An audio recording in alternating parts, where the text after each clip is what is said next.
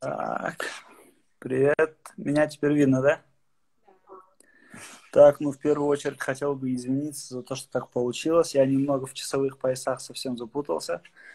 Я думал, что в 21:00 по немецкому времени, в 16:00 по немецкому времени, значит 21 по казахстанскому, в общем.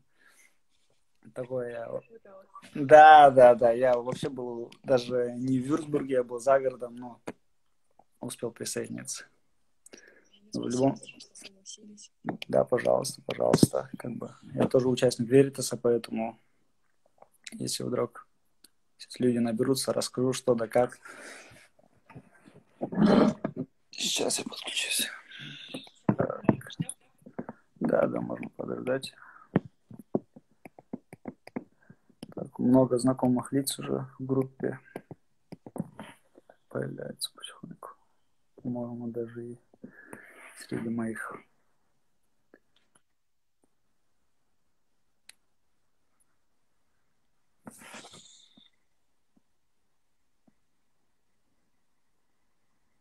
Думаю, наверное, потихоньку большинство, кто в Германии интересуется, наверное, уже собрались.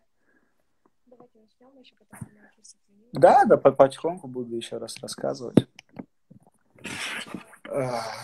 можете представиться, Да, рассказать я про себя. представлюсь вначале. Да, в общем, меня зовут Хамитов Кобланды. Был участником Веритаса. То есть мы ездили вместе в кружки по хирургии, на олимпиады в Петербурге, в Москве. В общем, поэтому практически с самого основания Веритаса был его участниками. Мы тогда еще назывались HQBS. Да, то есть мои друзья Рома и Руслан Лангольф, они тогда меня подтянули. Мы вместе учились в одной школе. И таким образом вот я начал интересоваться хирургией и, в общем, пошел в этом направлении, грубо говоря. О себе немного могу рассказать. Такой прям цели не было у меня медициной заниматься. В школе я участвовал в олимпиадах с теми же друзьями моими, с Русланом и Ромой Лангольфой, в олимпиадах по биологии. Выигрывали республиканские олимпиады. Мы, в общем, получив грант, сразу с помощью республиканской олимпиады поступил в медицинский. На третьем курсе устроился санитаром в отделении общей хирургии первой городской больницы. В общем, наверное, именно действительно хирургией я начал заниматься приблизительно с третьего курса. Работал санитаром. В это же время я и поступил в кружок HQBS. В общем, у меня параллельно и кружок начался, и работа в санитарном в общей хирургии. Ну, в общем, по чуть-чуть, понемногу начал заниматься. В итоге выиграли олимпиады. Я и Бахтияр, мой одногруппник, мы участвовали в трансплантологии в Питере. Мы взяли, по-моему, второе место. Это была пересадка легких. И так и начал заниматься трансплантологией, торакальной, кардиохирургией. В общем, все это для меня стало интересно. В итоге в пятом курсе, на пятом курсе начал учить немецкий, или на четвертом курсе это было, не помню. В конце пятого курса сдал уже все языковые сертификаты, начал искать стажировки, ну и, грубо говоря, сейчас вот работаю кардиоторакальным хирургом в Германии. Ну, подробности, наверное, там люди будут спрашивать. В комментариях можете спрашивать, как, что, какие вот вопросы у вас будут.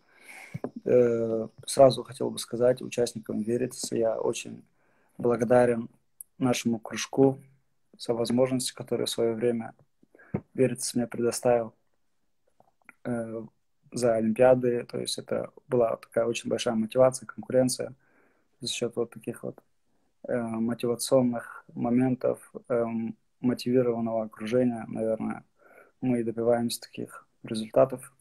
Поэтому я вот также хотел бы промотивировать вас, участников кружка, друзей, кто занимается хирургией, кто собирается работать за границей. Возможность есть. У нас очень много людей здесь в Германии работает. Знаю, что многие собираются в США, в Англию. Поэтому такое вступление, что все возможно. Мы все работаем здесь, не учимся. Некоторые люди думают, что мы здесь какую-то резидентуру проходим или что-то там. Нет, мы сразу же здесь работаем. В Германии нет резидентуры. Резидентура именно в том виде, как в Казахстане, наверное, такое издевательство, наверное, только в Казахстане есть. Такого больше нигде нету. И, ну, это я поподробнее расскажу. Наверное, основной вопрос, который вам интересен, это, я думаю, как попасть, наверное, в Германию, да? Это, наверное, больше всего интересно, я думаю, да. Как попасть в Германию, как здесь работать. Работать реально нужно, в первую очередь, нужен очень-очень хороший немецкий. И, ну и самый главный вопрос, то есть многие думают, что у нас диплом нигде не признан, то есть как это слово нострификация, нужно ли делать нострификацию, это слово я вообще не понимаю, о чем это, и немцы и европейцы тоже этого не понимают. Наш диплом полностью признан, после нашего диплома не надо ни медсестрой, ни кем-то работать, мы здесь сразу же работаем врачами, ни резидентами, не надо нигде переучиваться, не нужно никуда поступать. Так как я работаю в университетской клинике, все думают то, что я учусь в университете, да? На самом деле это не так. В Германии есть 3 вида клиник. Это минимальферзоргунг, это клиники такие базовые, которые находятся в районах. Есть максимальферзоргунг, то есть это более окружные клиники и униклиники. Их немного, их где-то 15. Это вот что-то вроде нашего холдинга в Казахстане. То есть это самые большие клиники, если вы посмотрите, если можно на английском, на немецком, то клиника Вюрцбурга входит в десятку самых больших в Германии.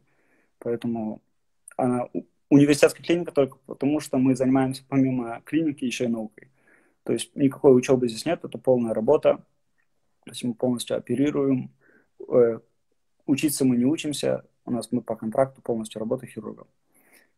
С самого начала, то есть люди там как-то реагируете, спрашиваете, чтобы я знал, в какую сторону идти, что именно интересно, да.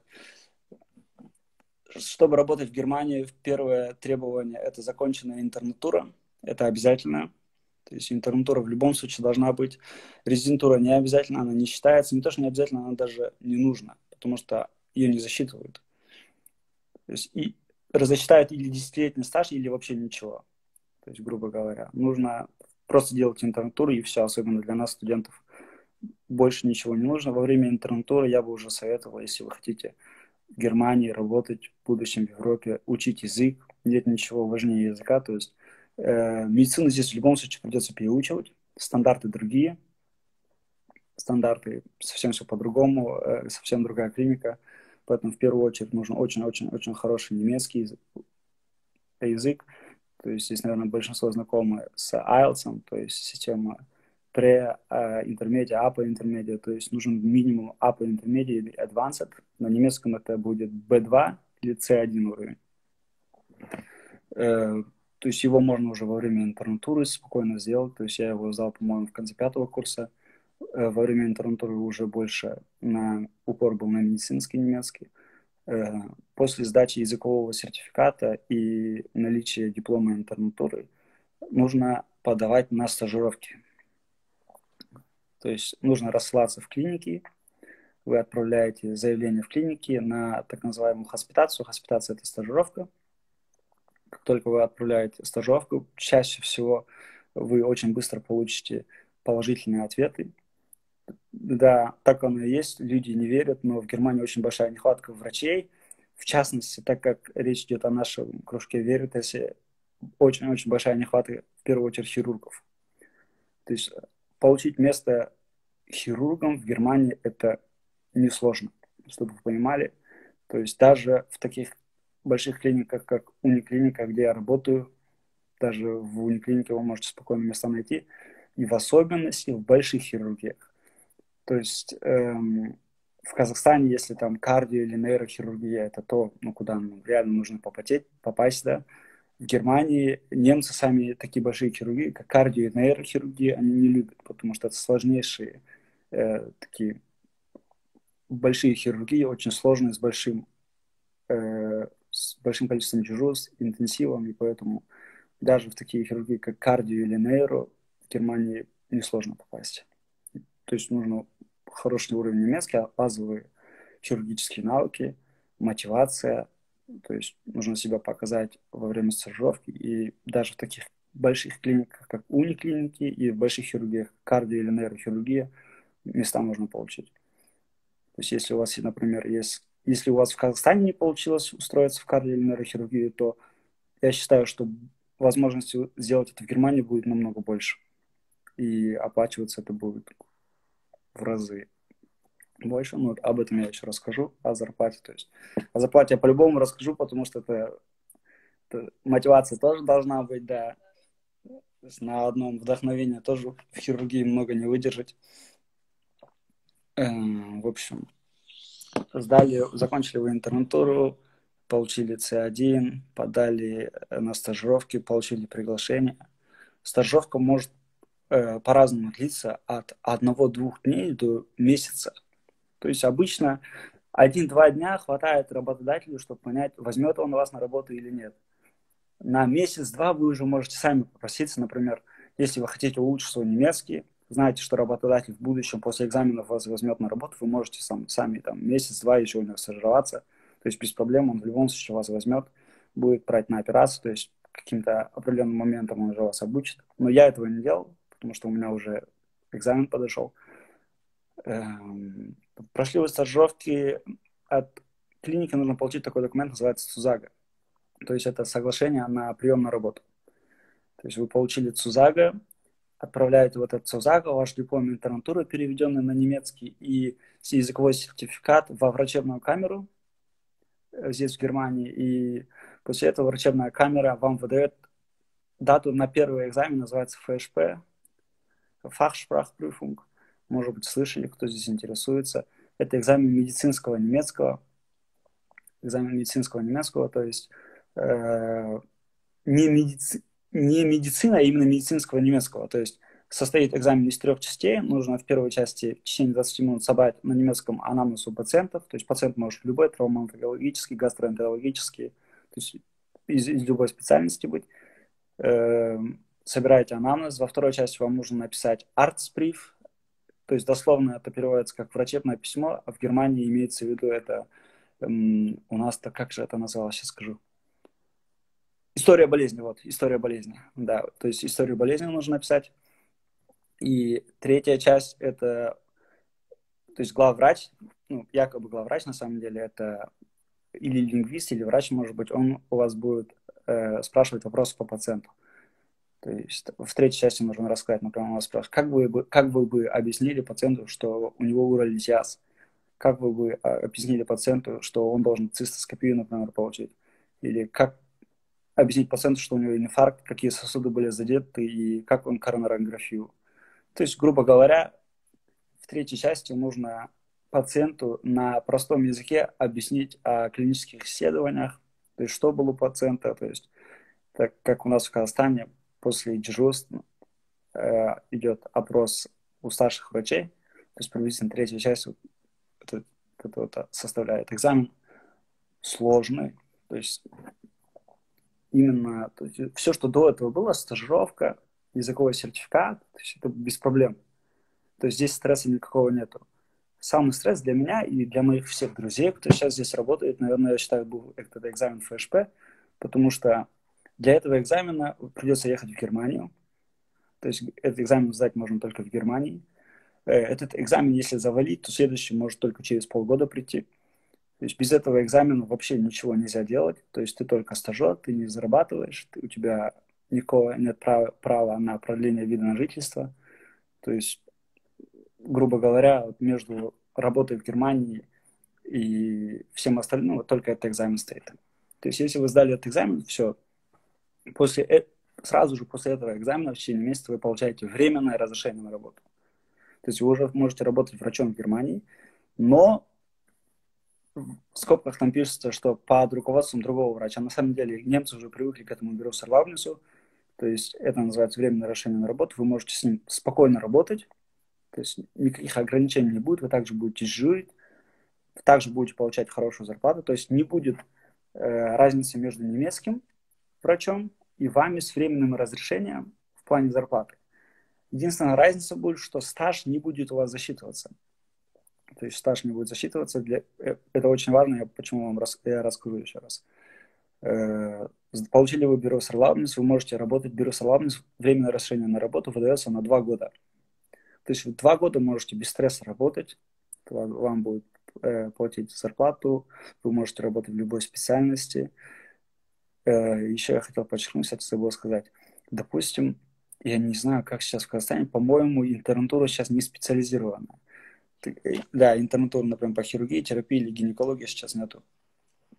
В Германии вообще без разницы, какую вы интернатуру проходили, вы можете любую специальность выбрать. То есть, допустим, если вы проходили интернатуру там, по ВОПу, там когда-то не смогли поступить на хирургию, но это сейчас, по-моему, у вас не актуально, в любом случае без разницы. Да, вы можете на любую специальность поступать. То есть, если вы закончили терапию, вы можете сразу работать в нейрохирургии. Там работали в гинекологии, сразу можете в травматологию идти.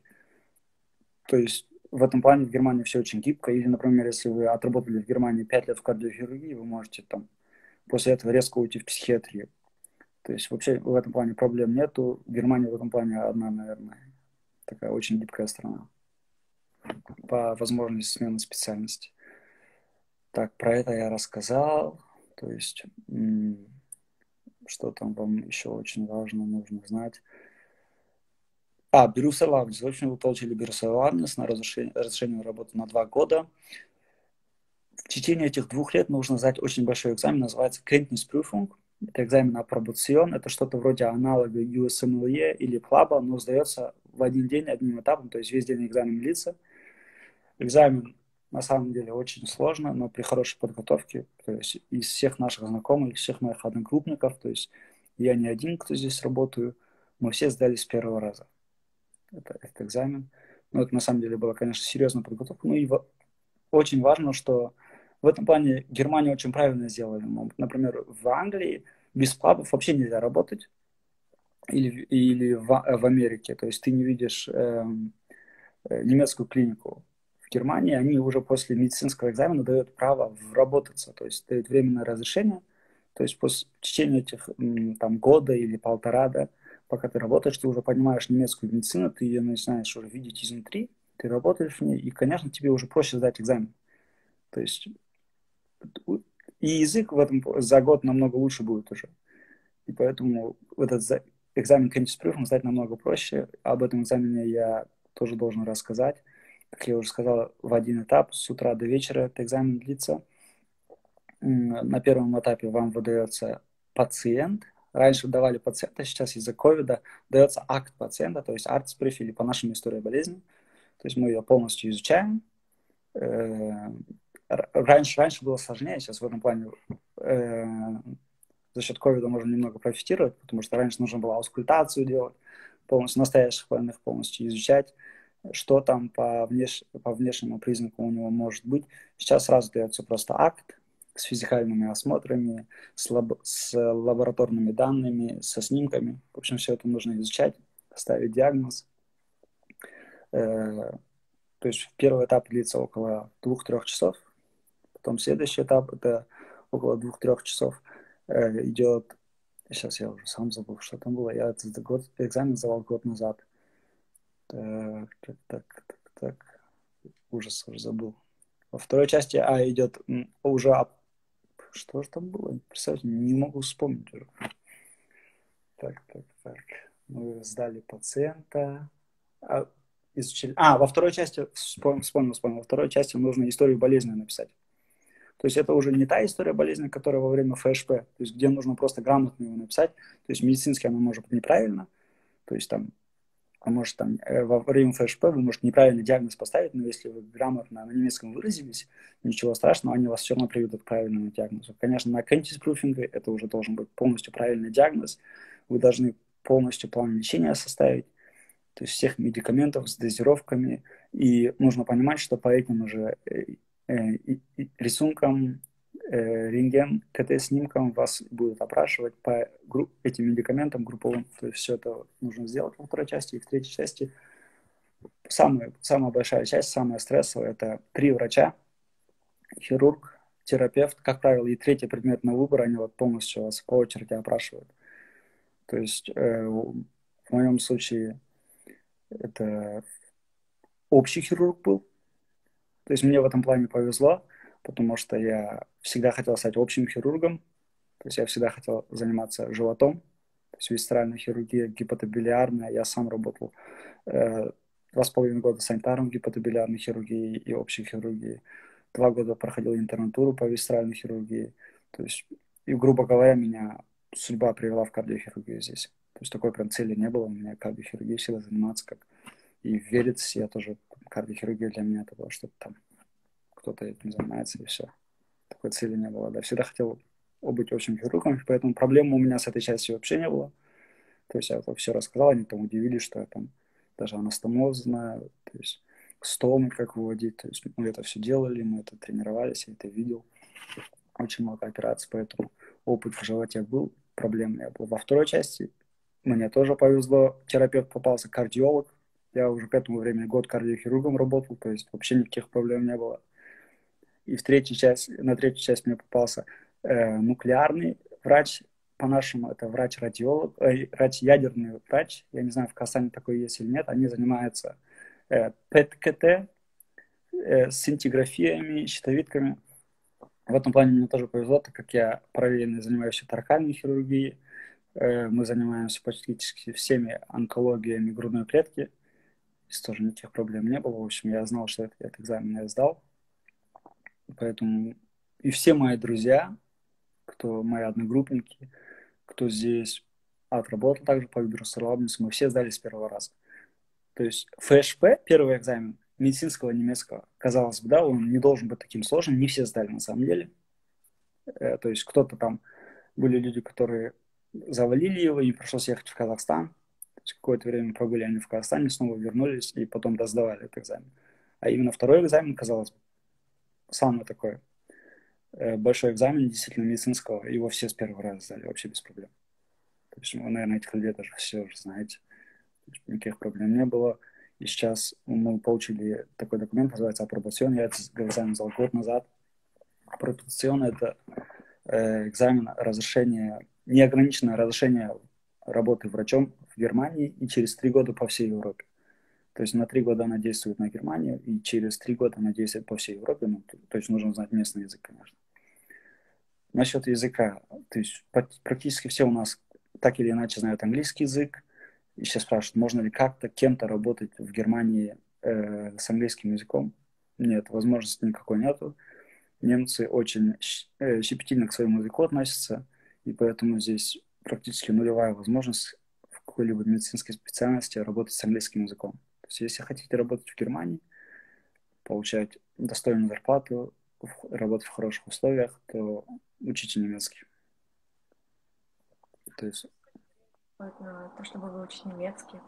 у всех по-разному, на самом деле. Я сам учил немецкий, сам преподавал немецкий, наверное, знаете, да, у меня языковая школа была во время интернатуры. То есть все по-разному. Кто-то как и я всегда говорю, есть одна девушка, она вообще за B2, то есть это интермедиа, она за 6 месяцев сдала. Конечно, это не тот немецкий, с которым можно было здесь работать. Ну, то есть, если под формат подготовиться, то B2 или C1 можно сдать от 6 месяцев до года, а здесь уже потянуть действительно до разговорного уровня. Если вы учитесь на 4 или 5 курсе, да, то времени у вас полно. Если вы будете интенсивно заниматься, вы можете очень хорошего разговорного уровня за 2 года достигнуть, во время интернатуры еще заняться медицинским немецким, то есть начать уже читать книги, и в таком случае для вас эти экзамены это будет вообще очень легко. Вы даже сами удивитесь, насколько это при правильной подготовке легко достигнуть цели работать врачом в Германии. И, то есть это, на самом деле это все не так сложно, это нереально. Все это можно сделать, поэтому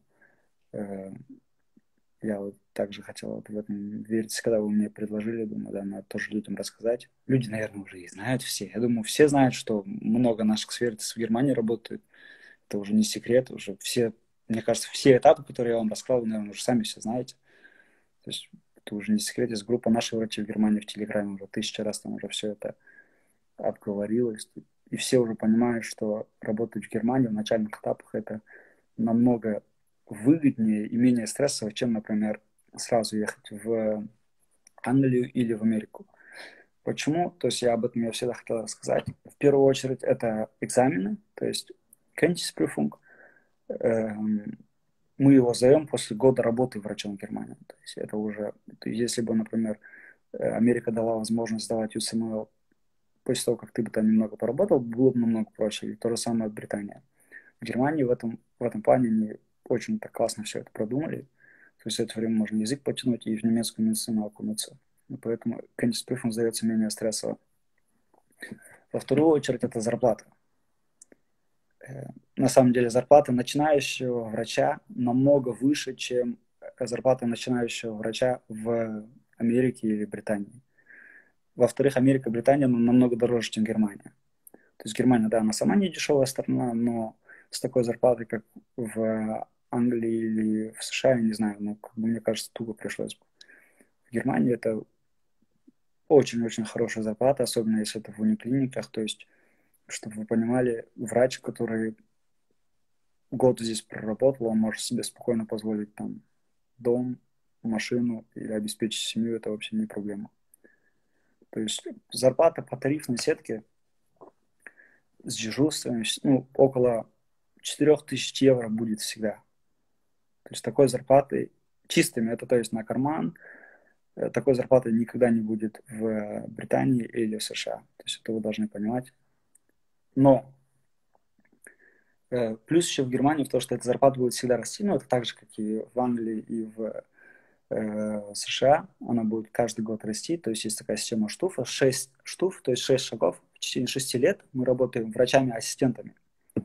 То есть первые 6 лет врач-ассистент, потом старший врач, и потом можно уже шефом становиться. То есть это не резидент, такого нет, мы не учимся, да, то есть это врач, просто как у нас, по-моему, это врач. У нас какие-то тоже деления есть, кажется, я уже не помню среди врачей, да. То есть категория у нас называется, вот точно категория, да. Есть в Германии, это называется врач-ассистент. Первого, второго, третьего, четвертого, пятого, шестого года. Потом врач-специалист, старший врач и шеф. То есть врачи делятся на 4 или 5 ступеней в Германии. То есть зарплата очень растет. Теперь самый важный момент, как, например, если все-таки ваша конечная цель, это, например, Америка, да. То есть старший врач в Америке будет намного больше зарабатывать, чем старший врач в Германии. Или, например, даже в Англии будет больше зарабатывать. То есть в течение первых 6 лет в Германии мы зарабатываем больше, чем, например, в Англии. А потом ситуация резко меняется, как только, например, в Англии заканчивается резидентура, то все мы, наверное, знаем, то там резкий скачок зарплаты становится.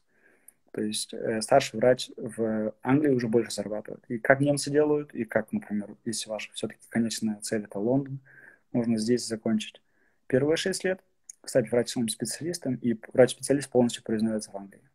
То есть как немцы и делают, заканчивают здесь фахарцем и продолжают уже в Англии. То есть это такой. То есть и здесь ассистенту хорошая зарплата, и там сразу на максимальную зарплату в Британии.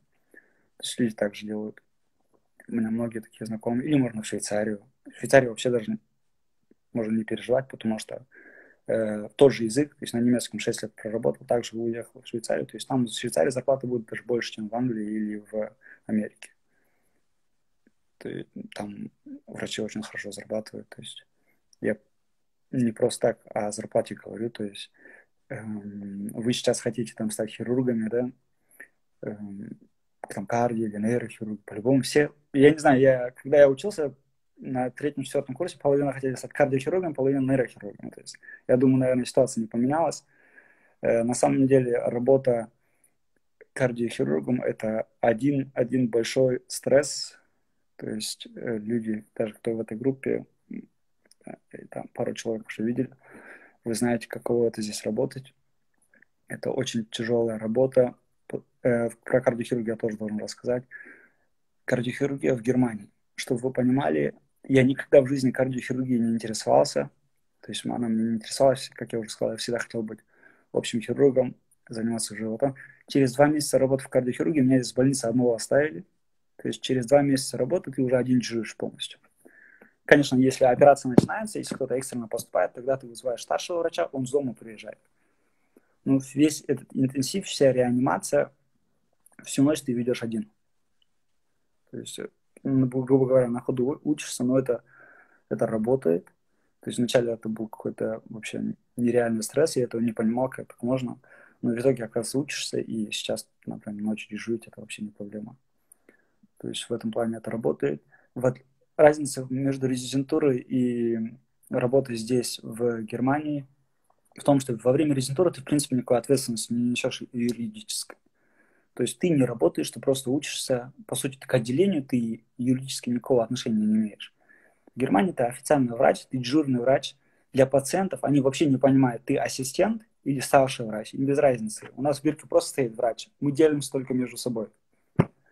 То есть ночью, если кто-то поступает, ты как диссекцию, пневмоторакс, инфаркт, ты будешь одинаково принимать, это будешь ты делать. То есть и для пациентов, и для персонала, для среднего медперсонала без разницы. Кто ты, какой у тебя опыт, ты в любом случае будешь сам все делать. И поэтому это очень большой стресс. Еще один большой стресс, наверное, кто уже больше кардиоторакальной хирургией в Казани занимался. В Германии реанимацию кардиохирургов не могут вести анестезиологи. Это самая большая проблема. Например, если в Казахстане ты прооперировал, то что там с ними в реанимации происходит, уже без разницы. В Германии нет. В Германии большинство кардиохирургических клиник ведут свою реанимацию. То есть мы сами свою реанимацию ведем. То есть мы оперируем, и единственное, что делает анестезиолог, это он дает наркоз. Он дал наркоз в операционной, передает в нашу реанимацию, и все, его больше нет. Он к нам уже вообще не относится. Дальше это уже, опять же, наш пациент. Поэтому очень сложно вести, стабилизировать кардиохирургического пациента, кардиоторакального пациента. Это очень тяжело. То есть как состояние после шунтирования, так и после лобэктомии или пульмэктомии. Это как бы очень тяжелые пациенты, и всем этим ты будешь заниматься сам. В нашей клинике, когда я начал дежурить, ночью ты ведешь 2 полных кардиоторакального отделения и половина реанимации. Есть еще одна половина реанимации, называется, есть ИТС, полный интенсив стацион, то есть интенсивное отделение, и есть ИМЦ, Intermedical Care, по-моему, в Казани что-то такое есть. То есть эта часть Intermedical Care, она тоже тебе остается. То есть, ну, вот такая вот работа. Поэтому люди там, кто слушает, не спите, задавайте вопросы. Или я что-то не вижу. Ну, в общем, так, какие у вас еще вопросы есть? Если вдруг что, я всегда говорю, вы можете мне писать. В основном стараюсь всем отвечать, какие вопросы будут направлять. То есть мы уже эту всю информацию уже по 1000 раз проходили. Единственное, что по сборам документов я уже не помогу, я уже не помню, что там, да как, это уже было больше 2 лет назад. Все это. Я уже работаю в Германии с... Я живу в Германии с февраля 2020 года, то есть ну, почти 2 года. Поэтому уже что-то могу всегда рассказать по работе. И, как я уже вам говорил, работать в Германии реально, в особенности, если вы хотите работать хирургом. Плюс, если же, например, вы сомневаетесь, стоит ли работать хирургом, в особенности там кардио или нейрохирургом, вы можете попробовать. То есть это вообще не проблема. Понять, что это не ваше, и уйти в другую специальность. Это вообще в этом плане в Германии это легко. То есть я много людей знаю, кто ушли с кардиохирургии. В основном все уходят, чтобы вы заранее понимали. То есть там я знаю людей, которые думают, о, Коба работает кардиохирургом, я тоже должен там в кардиохирургию по-любому пойти, но я знаю, что у меня из самого после определенных дежурств мысли возникают уйти. То есть это будет очень сложно, вы должны это понимать. Но попробовать стоит. Нет ничего сложнее, это я могу, там у меня, может, сейчас в группе другие коллеги будут, нет ничего сложнее кардиохирургии. То есть если вы пройдете кардиохирургию, хотя бы там год, 2, 3 в ней проработаете, она вам пригодится во всех других специальностях. То есть вы будете полностью знать интенсив, реанимацию, то есть все экстренные случаи в виде пневмоторакса, экстренных пункций, торакотомии, стернотомии, вы все это сможете сделать. То есть это как минимум будет такой очень большой жизненный и медицинский опыт. Поэтому, если вы хотите там экшена, идите в кардиохирургию. И лишним для вас это не будет. Не понравится, так можете специальность сменить.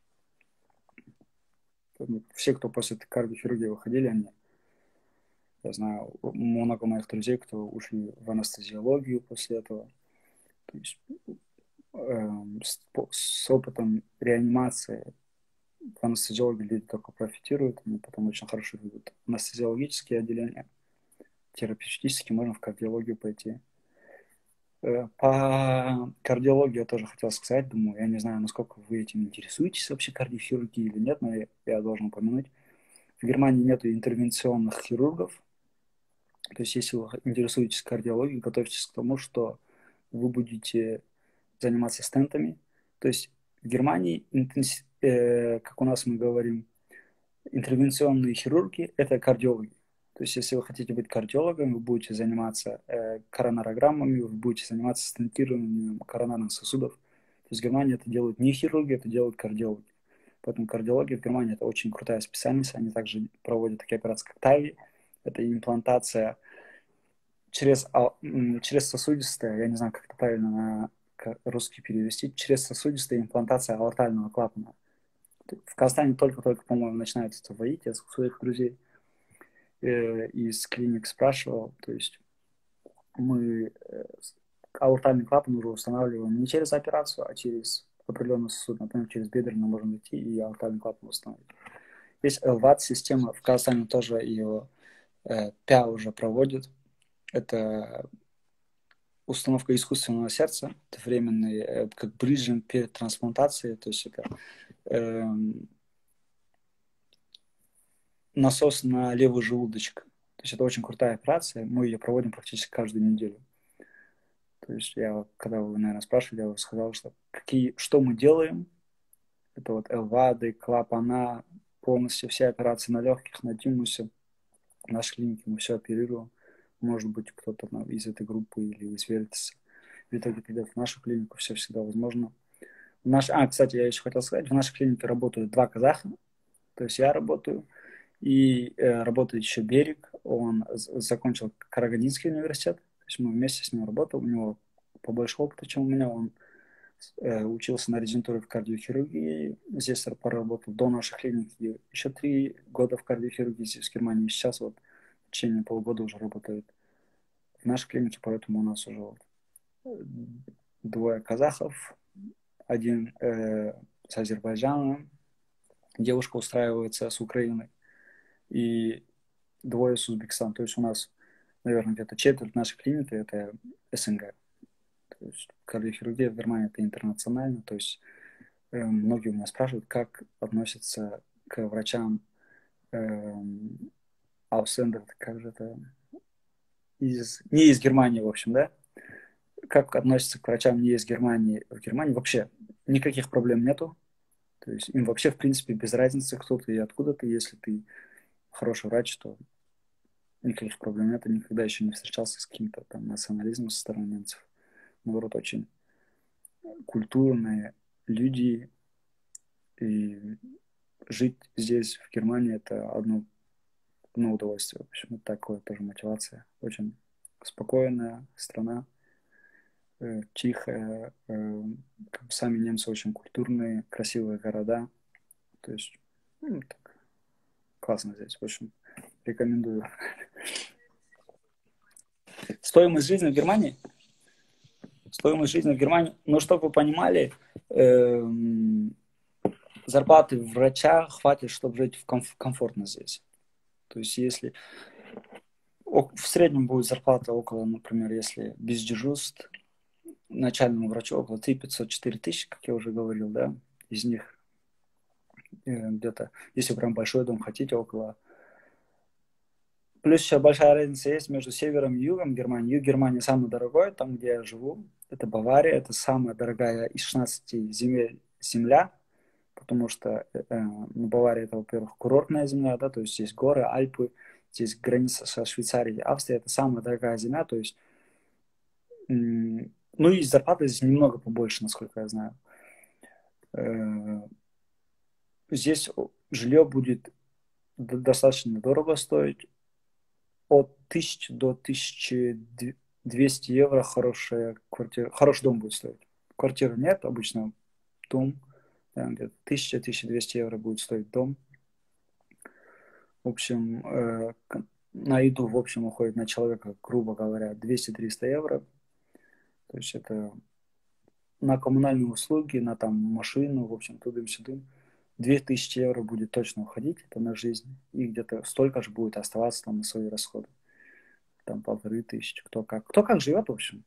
Кому-то, кто-то может там в общежитии жить, там 300 евро за жилье давать, кто-то большой дом снимает, там кто-то без машины ездит, кто-то машину себе взял, то есть на все хватает, кто-то экономит, кто-то на что-то откладывает, проблем никаких не будет. То есть как только вы устроитесь врачом в Германии, вы вообще забудете о том, о таких вещах, как там, считать деньги, да, там, на что-то там, у кого-то занять, такого уже не будет.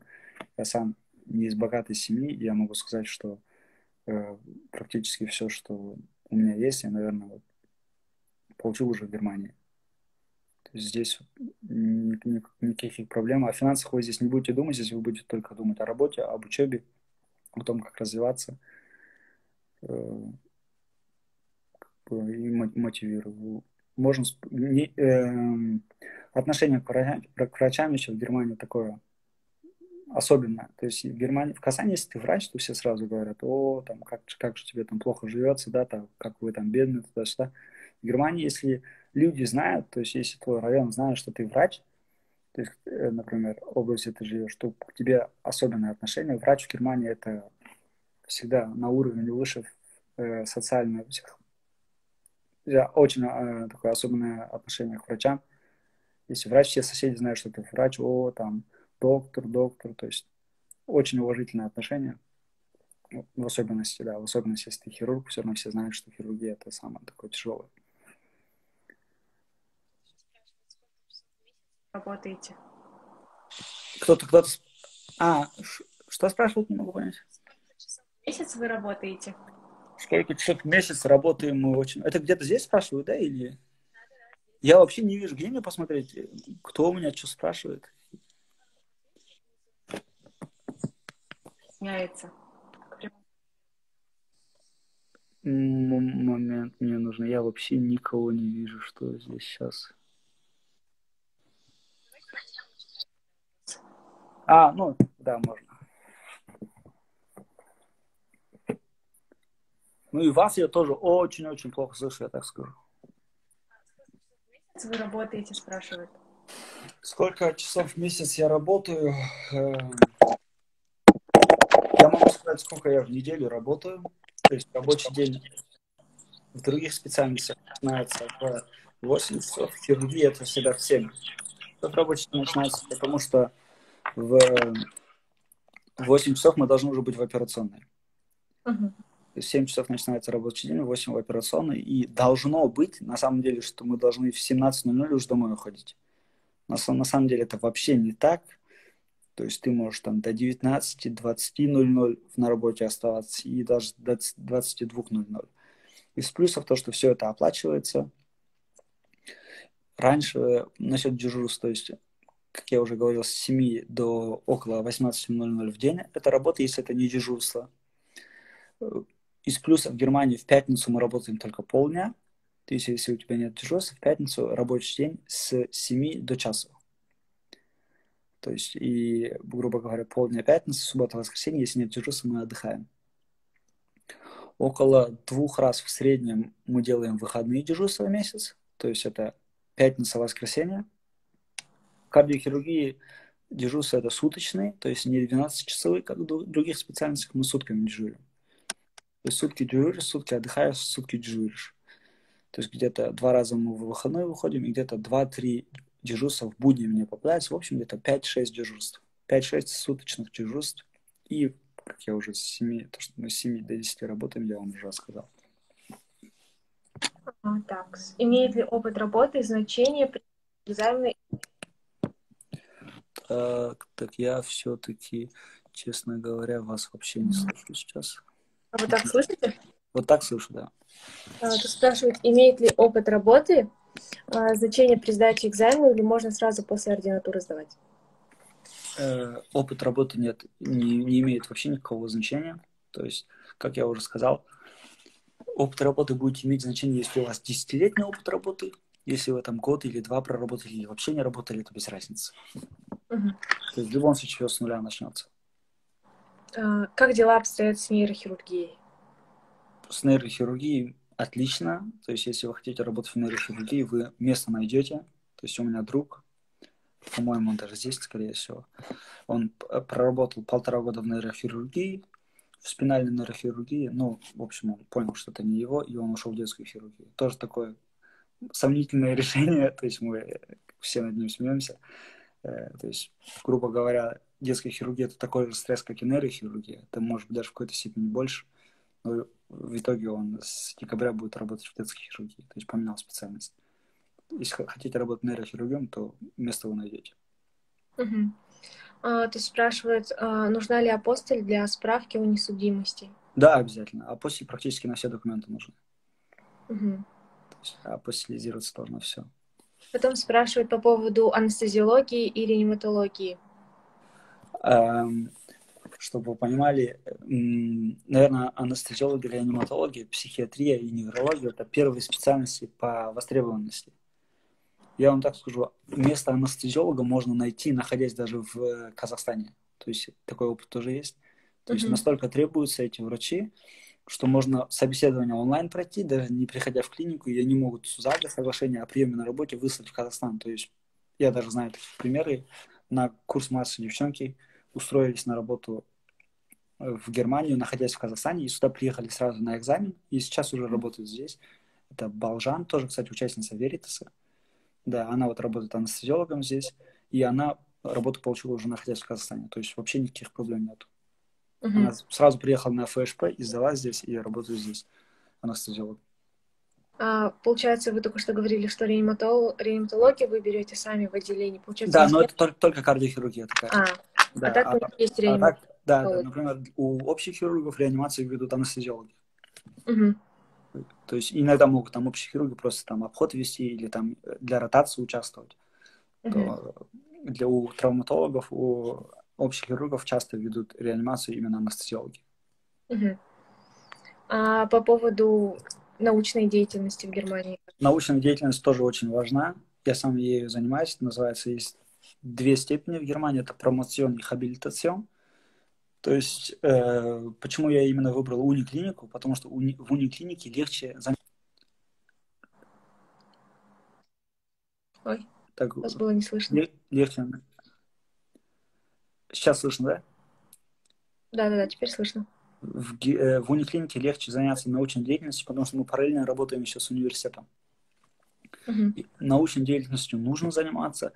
В Германии есть такая система, титель называется. Титель – это у нас как-то это тоже называется, это титул, да, скорее всего, так титул и переводится. То есть ты можешь быть профессором, доктором, то есть там PhD, да, есть такое, как-то это у нас тоже называется, в Германии это называется титель. То есть можно закончить докторскую работу, и ты будешь доктором медицины. То есть это то, сейчас чем я занимаюсь. Я надеюсь, я ее в течение 7-8 месяцев уже закончил. В таком случае можно получить титул доктора медицины. То есть и все будут к тебе уже обращаться, доктор медицины, допустим, Хамитов. Это такая старая традиция в Германии, то есть что все, кто работает в униклинике, должны иметь докторскую степень.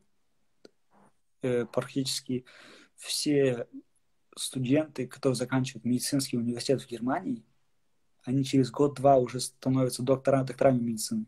Потому что здесь прям это очень важно, чтобы ты занимался наукой. Потихоньку от этого люди отходят, но в итоге все равно люди заканчивают медицинский, сразу практически становятся докторами, становятся врачами-специалистами, и второй этап называется хабилитация. Они сдают хабилитацию и становятся профессорами. Можно это вообще не делать. Я знаю людей, которые уже старшие врачи, уже там все оперируют, у них там ни докторской нет, ни профессорской. Степень, вспомнил. Показание это степень называется, да, титул, говорю, степень. Можно докторскую степень или профессорскую степень или PhD получить. То есть, для в медицине именно докторская или профессорская это очень важно. То есть, если ты доктор, то ты можешь в униклинике, например, какую-то минимум не просто старший врач, можно там старшим врачом отделения работать, да, то есть и вести параллельно научную деятельность, обучать. Если же вы являетесь профессором, то уже можно становиться шефом униклиники. То есть самые большие клиники – это университетские клиники. Именно быть шефом университетской клинике в основном это профессора всегда. Профессора или минимум нужно быть доктором медицины. То есть это очень важно. Тут спрашивают, у нас сейчас интернатуру сократили. Если интернатура сейчас 1 год, а не как раньше 2, это ведь никак не... Это только лучше. В целом нужно, чтобы 6 лет было окончено в Казахстане. То есть, наоборот, мы в этом плане экономим. То есть, грубо говоря, мой 2-й год интернатуры, он был не сильно нужен. В этом плане россиянам вообще повезло. У них бакалавриат 6 лет, после получают аккредитацию, то есть им вообще интернатура не нужна. В нашем случае интернатура нужна только потому, что у нас бакалавр 5-летний. И на нашу учебу не хватает, чтобы подтвердиться в Германии. Поэтому вы в этом плане только с этого выигрываете. Потом, обязательно ли наличие Штеллен-Цузака для сдачи ФСП? Не во всех землях. То есть, когда я сдавал в Баварии, не обязательно было, кстати, хороший вопрос. Но сейчас, по-моему, уже обязательно, но получить Штеллен-Цузак в любом случае это не проблема. Это наименьшая проблема, наверное. Так, тут просят, что можете сказать по поводу детской хирургии и про терапию? По поводу детской хирургии, что я могу сказать, это очень крутая специальность.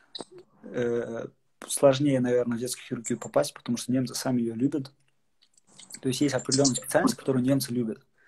То есть куда они стараются после университета сразу уйти. То есть если мы не будем брать терапию, среди хирургии больше всего немцы любят это общую хирургию, сосудистую хирургию, детскую хирургию и травматологию. Почему, я вам сразу объясню. Здесь ответ очень легкий, потому что, закончив эти 4 специальности, можно открыть частную клинику.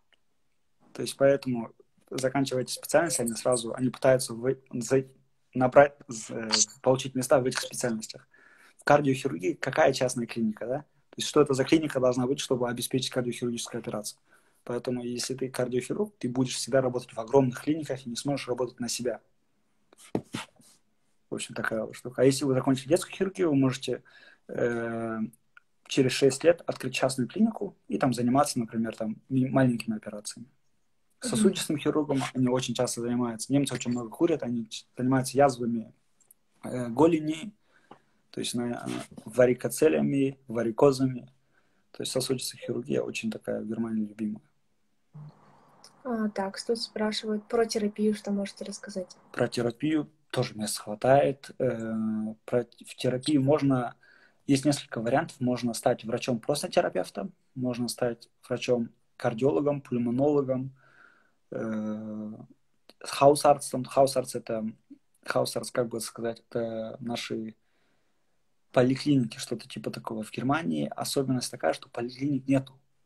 То есть вы никуда не прикреплены, вы сами выбираете себе врача хаусарства и будете к нему относиться. То есть практически каждый врач относится к частной клинике. И в этом плане терапевт он тоже очень любит немцы места занимать. Но плюс в том, что место всегда будет, потому что хаусарцев все больше и больше требуется. Население в Германии растет. Поликлиник в Германии просто не существует. Такого понятия в Германии нету. И в итоге так может получиться, что полгорода будут относиться к одному врачу, и чтобы у него дату получить, люди неделями ждут. И поэтому немцы хотят все больше и больше. То есть такая нехватка в Казахстане — это вообще ничто по сравнению с нехваткой врачей в Европе. Здесь в этом плане еще хуже. Да. Поэтому вы всегда место найдете. Есть ли разница между частной клиникой и государственной? Разница только в том, что если частная клиника ваша, то есть, да, это уже другое. А если вы работаете в частной клинике на кого-то, то такое, я не думаю, что большая разница будет. Единственное, что в частной клинике, конечно, не будет дежурств. Но в Германии в последнее время такая практика, что вот эти первые 6 лет раньше нельзя было работать в частной клинике, то есть нужно было обязательно в государственной клинике работать. Сейчас можно даже в частной работать. То есть кто-то, например, хочет лориком стать или офтальмологом, можно даже, или дерматологом, можно даже в частной клинике. Потом следующий вопрос. Расскажите, пожалуйста, как вы готовились к ФШП и поделитесь лайфхаками. К ФШП я готовился со своим другом из Армении, Гар, то есть мы с ним очень сдружились, то есть я про него тоже должен рассказать, но в течение 2 лет мы друг друга не видели. То есть он готовился ко всему этому с нуля в Армении, я готовился в Казахстане. То есть мы ко всем языковым экзаменам вместе, грубо говоря, шли. Потом полгода готовились к ФШП. Почему полгода? Не потому что столько нужно, а так как я подал очень поздно, я подал где-то в сентябре или в октябре подачу на, я думаю, так, эту клинику посмотрю, ту. В итоге подал в сентябре, получил дату на экзамен аж в марте. В общем, я где-то, у меня столько и вышел, что я 5-6 месяцев дома просидел и готовился к этому экзамену. Ну, я только рад, потому что, учитывая, что я 6 месяцев готовился, в Баварии экзамен довольно непростой. Даже в таком случае он довольно стрессово прошел. А какие-нибудь лайфхаки, может быть? Лайфхаки просто страдать и плакать. Другого нет, просто надо к этому экзамену готовиться. Но он очень важный, потому что если его завалить, то финансово, грубо говоря, можно, мягко говоря, встрять. То есть вы считаете, уже приехали, вы купили билет в Германию, вы уже, ну, если вы там из простой семьи, то для всего этого нужно, грубо говоря, занимать денег на билеты, на экзамен. Экзамен сам недешево, по-моему, 400 или 500 евро стоит. То есть нужно организовать жилье, организовать визу или нацвизу, что еще дороже будет стоить. В итоге это кругленькая сумма, обычно 2-3 тысячи евро выходит, да, уже. То есть если завалить этот экзамен, то следующий шанс вы можете только через 6 месяцев получить, через полгода. То есть, а готовиться к тому же экзамену с нуля, это, опять же, стресс, наверное, вы понимаете, да, что я имею в виду. То есть, грубо говоря, то же самое переучивать, уже еще больше груз, больше времени прошло. Опять же, та же сумма нужна по-новому. То есть, нужно с первого раза этот экзамен сдавать. Так. С Мана Армата привет передает, вот я вижу. Да. Мана Армата тоже привет. Тут спрашивают, во сколько лет можно взять профессора? У нас здесь профессоры минимум лет 50. Нет, здесь я знаю людей, которые в 40 профессорами становились. Но это очень такая тяжелая работа. Это нужно, во-первых, свою клиническую работу сделать. Потом ты идешь в лабораторию вечером. Я знаю таких людей, которые вечером еще в лаборатории сидят и в 40 лет становятся профессорами. Это вообще... Я знаю, что есть один человек, который стал профессором раньше, чем стал врачом-специалистом. То есть он там, по-моему, в 35 профессором уже был. Ну, это, конечно, это титаны. Их по-другому таких людьми не назвать. Так. Сколько вам лет, спрашиваю? Сколько мне лет? Мне 27 будет. 27 будет. Как получить практический опыт по хирургии, если поступать в Германию после интернатуры? Практический опыт, ну, кружок, да. То есть самое главное, что вам нужно в хирургии, я могу посоветовать. То есть шить сосуды или там, как мы там шьем клапана, да, или там пульмональные артерии, вам это в жизни никто не даст в течение первых 5 лет, грубо говоря.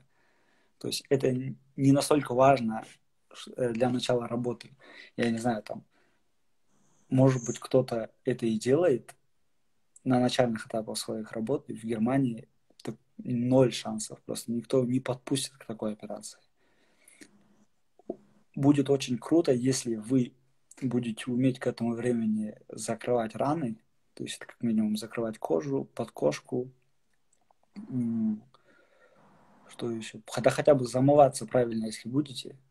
Когда люди даже это не умеют, некоторые, то это будет уже очень хорошо, держать крючки, то есть это в любом случае то, что нужно. То есть это то, чем я, наверное, полгода только и занимался. Ну и если полгода этим заниматься, показывать свои анатомические знания, да, туда-сюда, то можно уже оперировать. То есть за последний год, наверное, мне уже около 200 операций дали провести. То есть в этом плане, да. Если ты умеешь, то в итоге будут давать. То есть вначале будет стрессово практически. Даже я в течение первых 2 месяцев операционную вообще не видел. Я даже не знал, как она выглядит. А в итоге сейчас я оттуда не ухожу. Так, следующий вопрос. Оценки бакалавриата как-то влияют при подаче? Нет, не влияет. Немцы вообще к оценке в дипломе никак не относятся. Просто нужно его наличие, да. Там хоть 1 тройка, если будет. По-моему, у них даже не существует таких Только что как оценки в дипломе. А как насчет онкологии или онкохирургии? Ну вот, в Германии такой специальности онкохирургии нету, то есть каждый хирург занимается своей онкологией. То есть если это общая хирургия, они занимаются висцеральной онкологией. Я работаю в торакальной хирургии, я занимаюсь торакальной онкологией. То есть можно сказать, что мы по казахстанской системе мы торакальные онкохирурги больше, чем просто торакальные хирурги. То есть процентов 80 наших операций это бронхиальная карцинома. То есть мы практически все время косые, резекции и лобэктомии, это, наверное, 60% моих операций. То есть лобэктомии, конечно, я не делал. То есть косые резекции, и это мы всегда делаем. То есть травматологи занимаются остеосаркомами, нейрохирургии занимаются, нейрохирурги всегда занимаются своей онкологией. Кардиохирурги занимаются миксомами. То есть каждый занимается своей темой. А таких отдельных онкологов-хирургов нет в Германии. Так, есть ли лайфхак, как можно попасть в низкую штойер-класса? Низкую штойер-класса? Это очень сложный вопрос. Я сам в налоговых системах не особо разбираюсь, за меня это налоговые консультанты делают. Поэтому я не смогу на это ответить сейчас. Так, где лучше переводить документы в Казахстане или у присяжных переводчиков в Германии? В Казахстане вообще перевод не засчитается. Признается перевод только присяжных переводчиков. Поэтому особо это и выбора нет. Потом спрашивают, ДИАС и ДОСМАТ работают? ДИАС работает, да. Если речь идет о ДИАСе Сабукове, да, он работает, он, может быть, я не знаю, может даже вот здесь в группе участвует сейчас. Он работает психиатром. Это человек, который хотел всегда быть онкохирургом, в итоге работает психиатром и жизнью своей очень доволен. И супруга его работает в психиатрии, то есть это было очень такое правильное решение, и возможно, и я когда-то сменю свою специальность, тоже нужно. Да, это не исключено. Там намного меньше стресса будет, да, в таких специальностях, и при этом разницы в зарплатах нет практически, нулевая. Столько же будет зарабатывать. Тут спрашивают, на какие документы требуются заверенные копии? На какие документы требуются? На все. То есть все должно быть апостилировано, и на все нужна заверенная копия. Заверенную копию можно делать только в посольстве Германии. То есть это все заверяется, насколько я помню, было в посольстве Германии. Да. А можно же подать, допустим, на стажировку во время интернатуры там? Без проблем. Можно, да? На несколько месяцев? Да, можно. Можно уже как бы найти себе будущего работодателя, но желательно, чтобы стажировка была проведена на немецком языке, не на английском. То есть если вы будете проходить стажировку на английском языке, то они не будут вас воспринимать как потенциального сотрудника в будущем, они будут вас воспринимать как гастарца, то есть врача-гостя, то есть они вам будут показывать и будут стараться вам дать тот опыт, который они имеют, то есть они будут реально это делать, и чтобы вы там, например, дальше развивались в Казахстане. Наличие сертификата обязательно, да? Наличие по языке. Желательно, можно и без. То есть если у вас есть хороший английский, то можно и с английским, но в таком случае это в будущем никаких перспектив не принесет. Если на немецком, то желательно, если сертификат показать, то в таком случае, я уверен, они, скорее всего, и работу предложат тоже. Во время, как в качестве студентов уже получить какое-то там, какое-то гарантированное место на будущее. Так. Ну, вроде вопросы закончились. Вы прям всех замотивировали. Ну, кажется. Да, я как бы буду рад, если для коллег, студентов разговор, там, наша мини-лекция какой-то там судьбоносный будет, сдадите экзамены, может даже подадитесь в нашу клинику, будем вместе работать. Люди нам нужны грамотные, с хорошим уровнем немецкого, с хорошей мотивацией. Можно не в кардиохирургию, не советую в кардиохирургии, сразу вам говорю, да? Есть много других хороших специальностей, куда можно пойти. Это я так чисто дружески посоветую, не стоит идти в такие большие специальности, как кардионейрохирургия, не имея достаточной мотивации, только потому что это такие зарекламированные, то есть специальности. На самом деле без мотивации в этих специальностях очень тяжело. Так, еще один последний вопрос. Так, тут спрашивает, с онкохирургией вообще худо? Нет, почему худо? Наоборот, онкохирургия очень специализирована. То есть, например, я не понимаю систему вот в Казахстане. Насколько я знаю, там есть специальность онкохирург. Как онкохирург может оперировать все виды опухолей, да? То есть это, я считаю, это вообще неправильно. В Германии, наоборот, это отработанная система. Если ты торакальный хирург, ты занимаешься строго раком легкого или там тимомами. Если ты общий хирург, ты занимаешься раком почек, почками занимаются урологи, раком печени и кишков занимаются висцеральные хирурги, мозга, опухолями мозга занимаются нейрохирурги, то есть, наоборот, это такая... В Германии это очень специализировано. То есть ты не можешь заниматься всеми видами опухолей, я согласен, не может быть такого, что ты будешь одновременно и кишки оперировать, и кости. Это невозможно. То есть остеосаркомой занимается травматологом. Поэтому, наоборот, очень развитая. Опять вопросы пошли. Вопросы пошли. Но без проблем, время есть. Давайте еще 3 вопроса. Тут спрашивают про лор-хирургию и про офтальмологию. Про лор-хирургию и офтальмологию? Да, я слышу. В лор-хирургии и офтальмологии, в принципе, как и во все специальности, можно попасть немного посложнее, потому что немцы сами ее любят. Понятное дело, да, если мы лор или офтальмологию, мы в частную клинику можем основать. Поэтому она очень немцами любима. В лор и офтальмологию легче попасть уже после сдачи апробациона, после большого экзамена. То есть временным разрешением будет немного сложнее туда устроиться. Если же вы уже получили апробацион, к этому времени хороший немецкий, то и даже туда можно устроиться. Очень крутые специальности. Я туда бы я уже посоветовал бы пойти. То есть, может быть, и работа будет тяжелая, но всегда будет возможность идти в частную клинику. Поэтому лор и офтальмология я бы порекомендовал. И последнее, можете дать какие-нибудь адвайсы, крылатые слова, может, какие-нибудь для мотивации? Для мотивации? Советы какие-нибудь?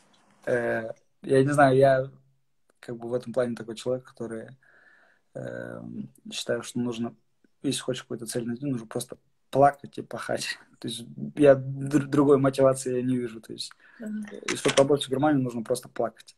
На самом деле, нужно просто очень много работать. То есть, поэтому советую, рекомендую. Какие-то частные вопросы будут, можете ко мне лично обращаться. Всегда, если вдруг новые вопросы появятся, то есть я своему кружку Веритасу всегда помогу, все расскажу, промотивирую, куда, как, какие документы могу тоже в будущем как-то собраться, проконсультировать. Можете в любое время обращаться. Спасибо вам большое, за то, что согласились, уделили время, за то, что рассказали. Да, обращайтесь. Всем удачи, всем большой мотивации и успехов в хирургии. Веритесь в олимпиадах. Наверное, скоро олимпиады уже начнутся когда-то. Да. Особенно своему кружку трансплантологии, откуда я и вышел.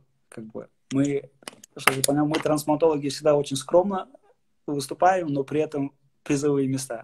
То есть без никакого пафоса, без ничего мы всегда с Пахтяром, с моим очень хорошим другом, показывали очень хорошие результаты. Он очень такой тоже...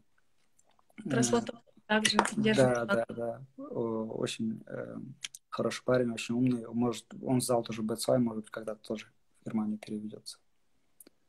Так что всем удачи, всего самого наилучшего.